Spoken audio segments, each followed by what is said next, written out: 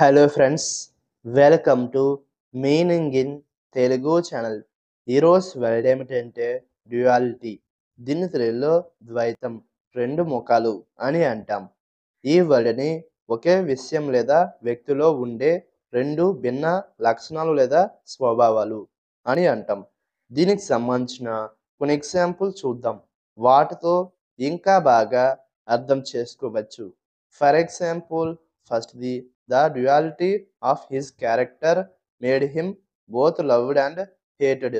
అంటే తెలుగులో అతని పాత్ర ద్వంద్వత వలన అతను ప్రేమను మరియు ద్వేషాన్ని పొందాడు.